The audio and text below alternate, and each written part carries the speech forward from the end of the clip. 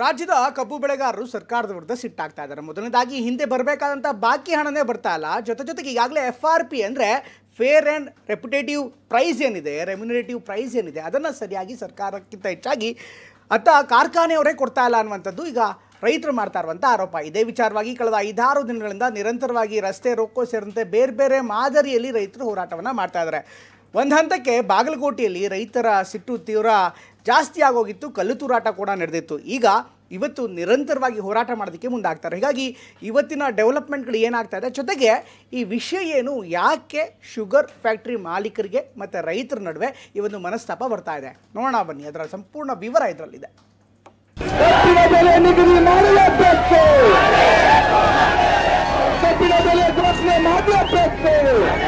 ದಿನನಿತ್ಯ 50,000 ಲಕ್ಷ ಇತ್ತು, ಇವತ್ತು 2 ಲಕ್ಷ ಗಟ್ಟಲೆ ಜನ ಸೇರ್ಲಿಕ್ಕೆ ನಮ್ಮನ್ನು ಮಾತ್ರ ನೀವು ಯಾರು ಏನು ಮಾಡೋಕ್ಕಾಗುದಿಲ್ಲ.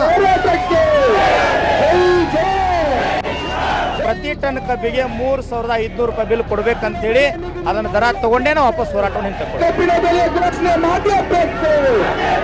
ಎದ್ದ ಕೇಸಿಂದ 2 ದಿನದಾಗ ಬಿಲ್ ಘೋಷಣೆ ಮಾಡದೆ ಹೋದ್ರೆ ಮುಂದಿನ ಪಿಕ್ಚರ್ ಬಾಕಿ ಬೇರೆ ಐತಿ.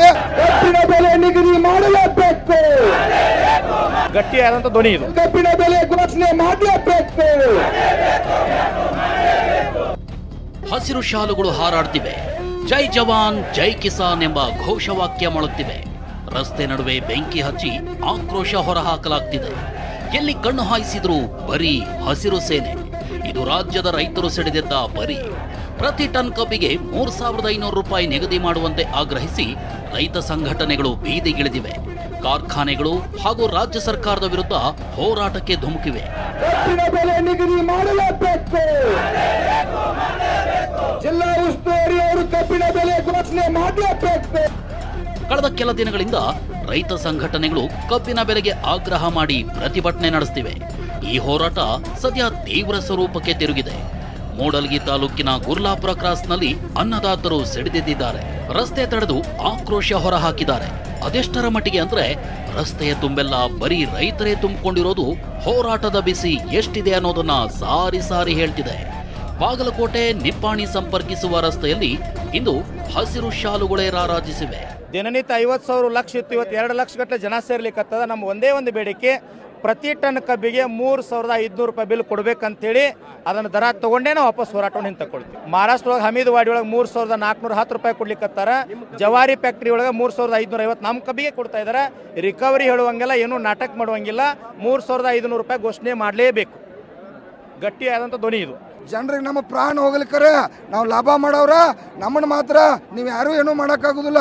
ನಿಮಗೇನ್ರ ತಾಕತ್ತಿದ್ದದ್ರ ನಮ್ಮನ್ನು ಬಿಡ್ರ. ಚಿಕ್ಕೋಡಿ ಪಟ್ಟಣವನ್ನು ಬಂದ್ ಮಾಡಲಾಗಿದೆ. ರೈತ ಸಂಘಟನೆಗಳು ನಡು ರಸ್ತೆಯಲ್ಲಿ ಬೆಂಕಿ ಹಚ್ಚಿ ಆಕ್ರೋಶ ಹೊರಹಾಕಿವೆ. ಟ್ರಾಕ್ಟರ್ಗಳನ್ನ ರಸ್ತೆಗೆ ತಂದು ಪಂಜಾಬ್ ಮಾದರಿಯಲ್ಲಿ ಪ್ರತಿಭಟನೆ ನಡೆಸಿದ್ದಾರೆ.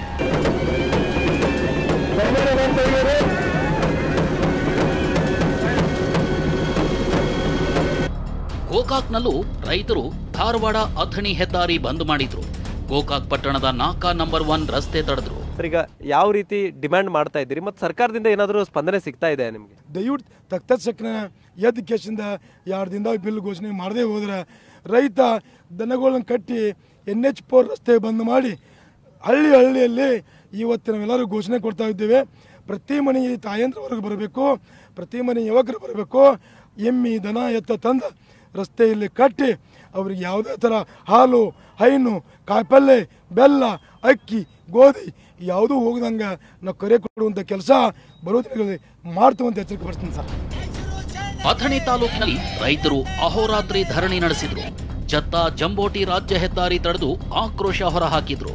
ಕಬ್ಬು ಬೆಳೆಗಾರರ ಈ ಪ್ರತಿಭಟನೆಯನ್ನ ಬೆಂಬಲಿಸಿ ಪಟ್ಟಣ ಬಂದ್ಗೆ ಕರೆ ಕೊಡಲಾಗಿದ್ದು ನಗರ ಸ್ತಬ್ಧಗೊಂಡಿತ್ತು.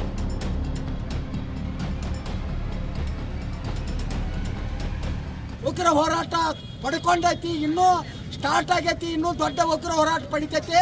ರಾಜ್ಯ ಸರ್ಕಾರ ಅವರ ಎಚ್ಚೆತ್ತುಕೊಂಡ ನ್ಯಾಯ ಇಡೀ ರಾಜ್ಯಾದ್ಯಂತ ಬಂದ್ ಕರೆ ಕೊಡುವಂತ ಕಾರ್ಯಕ್ರಮ ಮಾಡಬೇಕು. ಮತ್ತೊಂದೆಡೆ ಹುಕ್ಕೇರಿ ಪಟ್ಟಣವನ್ನು ಬಂದ್ ಮಾಡಲಾಗಿದೆ. ಜೆಸಿಬಿ ಬ್ಯಾರಿಕೇಡ್ ಅಳವಡಿಸಿ ರಸ್ತೆ ಕ್ಲೋಸ್ ಮಾಡಿದ್ದು ಜನಜೀವನ ಅಸ್ತವ್ಯಸ್ತಗೊಂಡಿದೆ.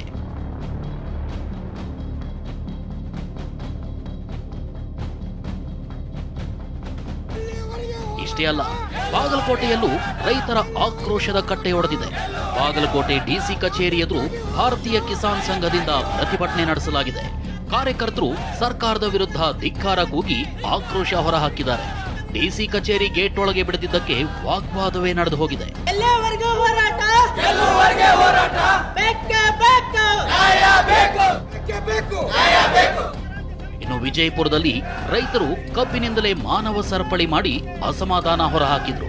ರಸ್ತೆ ಮೇಲೆ ಕಬ್ಬು ಸುರಿದು ಆಕ್ರೋಶ ಹೊರಹಾಕಿದ್ರು.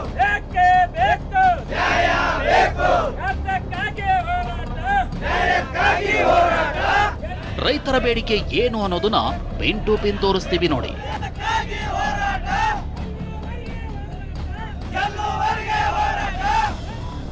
ಕೇಂದ್ರ ಸರ್ಕಾರ ಕಬ್ಬಿಗೆ FRP ನ್ಯಾಯಸಮ್ಮತ ದರ ನಿಗದಿ ಮಾಡಿದೆ. 10.25% ಇಳುವರಿ ಇರೋ ಕಬ್ಬಿಗೆ ಟನ್ಗೆ 3,550 ರೂಪಾಯಿ ನಿಗದಿ ಮಾಡಿದೆ. ಅದರ ಆಧಾರದ ಮೇಲೆ ಸಕ್ಕರೆ ಕಾರ್ಖಾನೆಗಳು ದರ ನೀಡಬೇಕು. ಆದರೆ ಕಾರ್ಖಾನೆಗಳು 2,700 ರಿಂದ 3,200 ರೂಪಾಯಿ ಕೊಡಲು ಮುಂದಾಗಿವೆ. ಜೊತೆಗೆ ಕಬ್ಬಿನ ಕಟಾವು ಮತ್ತು ಸಾಗಣೆ ವೆಚ್ಚ ಕಡಿತ ಮಾಡಿ ದರ ನಿಗದಿ ಮಾಡಿವೆ. ಹೀಗಾಗಿ 1 ಟನ್ ಕಬ್ಬಿನ ದರ ಮತ್ತಷ್ಟು ಕಡಿಮೆಯಾಗ್ತಿದೆ. ಇದರ ಜೊತೆಗೆ ರಾಜ್ಯದ ಹಲವು ಕಾರ್ಖಾನೆಗಳು ಬಾಕಿ ಹಣವನ್ನು ಕೊಟ್ಟಿಲ್ಲ. ಕಾರ್ಖಾನೆಗಳ ಈ ನಡೆಗೆ ರೈತರ ಆಕ್ರೋಶಕ್ಕೆ ಕಾರಣವಾಗಿದೆ. ಟನ್ ಕಬ್ಬಿಗೆ 3,500 ರೂಪಾಯಿ ನೀಡಲೇಬೇಕು ಅಂತ ಕಬ್ಬು ಬೆಳೆಗಾರರು ಪಟ್ಟು ಹಿಡಿದಿದ್ದಾರೆ. ರೈತ ಹೋರಾಟಗಾರರಲ್ಲಿ ನಾನು ವಿನಂತಿ ಮಾಡ್ತೀನಿ, ಗುರೂಜಿಯವರಲ್ಲಾಗಲಿ ಚಿನ್ನಪ್ಪ ಅವರಲ್ಲಾಗಲಿ ನಾನು ವಿನಂತಿ ಮಾಡ್ತೀನಿ. ಅನೇಕ ಸರ್ತಿ ಅವರು ಯಾವ ವಿಷಯ ನನ್ನ ಗಮನಕ್ಕೆ ತಂದಿದ್ದಾರೆ ಅವೆಲ್ಲನೂ ಬಗೆಹರಿಸ್ತಕ್ಕಂಥ ಪ್ರಯತ್ನ ನಾನು ಮಾಡಿದ್ದೀನಿ. ಇದು ಕೂಡ ಬಗೆಹರಿತದೆ. ಇದೊಂದು ಸಾಮರಸ್ಯದಿಂದ ಆಗಬೇಕು. 4 ಕೋಣೆ ಮಧ್ಯದಲ್ಲಿ ಕುಂತು ಎಲ್ಲ ತಿಳ್ಕೊಂಡು ಇದನ್ನು ಪರಿಹಾರ ಕಂಡುಕೊಳ್ಳೋಕೆ ಪ್ರಯತ್ನ ಮಾಡಿದರೆ ಖಂಡಿತ ಆಗ್ತದೆ. ರಸ್ತೆ ಮಧ್ಯದಲ್ಲಿ ಇದು ಮಾಡಿದರೆ ಸ್ವಲ್ಪ ಸಮಾಜಕ್ಕೂ ಸಮಸ್ಯೆ ಆಗ್ತದೆ. ಅನ್ನದಾತರ ಆಕ್ರೋಶದ ಕಟ್ಟೆಯೊಡೆದಿದೆ.